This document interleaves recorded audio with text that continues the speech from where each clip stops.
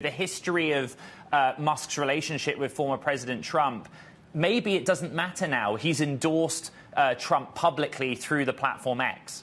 Yeah, absolutely. I mean, Elon Musk in 2016 did kind of start to drift towards Trump. I mean, he was initially on a couple of these executive councils and then broke with the former president over the Paris Climate Accord. But what we've seen over the last 5 or so years is a thawing of those relations, even as they've insulted each other, you know, often publicly.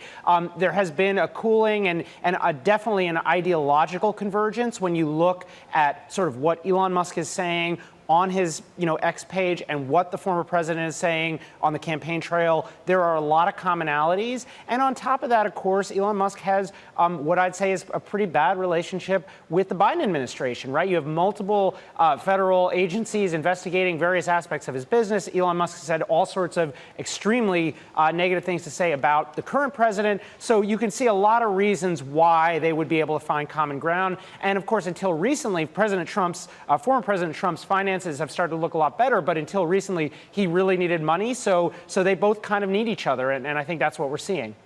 When you go to the Elon Musk needing each other and needing Trump, or indeed anyone who's in the White House, remind us of the government contracts that Elon Musk basically sits atop of. Yeah, so Elon Musk is, of course, he is known as an innovator, but he's also been a very successful government contractor.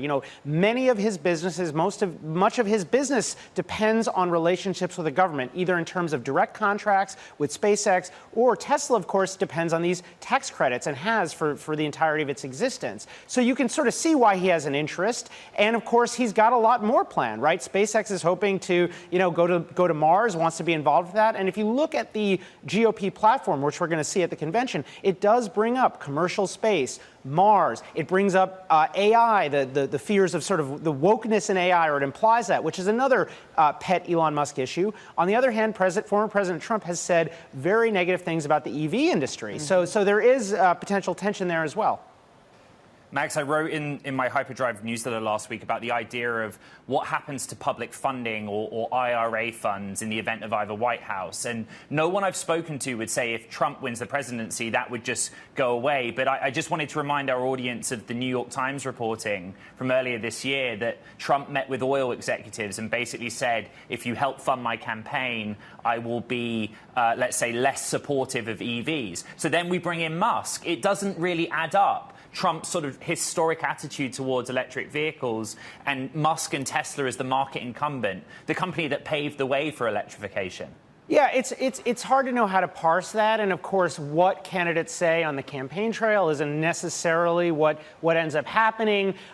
From the sort of Musk point of view, 2 points. One is that I think Trump making those comments and then those comments leaking could be read as a sort of blinking red, orange light for somebody like Elon Musk to donate. It will be interesting to see if former President Trump softens his, attitude to the EV industry. The second thing is that Tesla is the market leader. It doesn't necessarily hurt the company if a hypothetical second Trump presidency, kind of cracks down on the EV industry or gets rid of a lot of subsidies. It might even just sort of lock in Tesla's position. Now, that's not something you want to hear if your interest is in growing the EV industry in a big way, but it's not clear that that's even Musk's goal at this point. Max Chafkin's written so much, Caro, about the history of Musk and politics. We just showed that graphic of some of the other names over the weekend that publicly officially endorsed President Trump. And for me, this is a big story, Caro. I find it so interesting.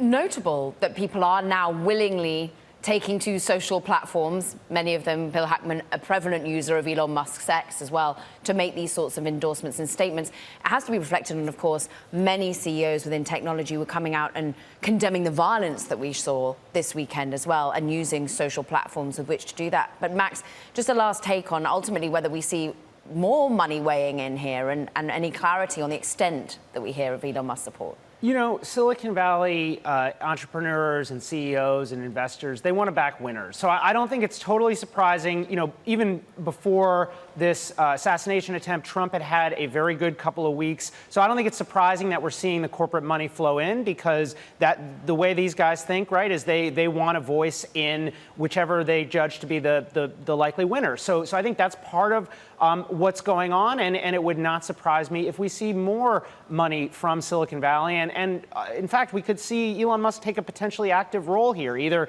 just on his X platform or with further donations. We'll see, but nothing would surprise me at this point as far as Musk and Trump coming closer together.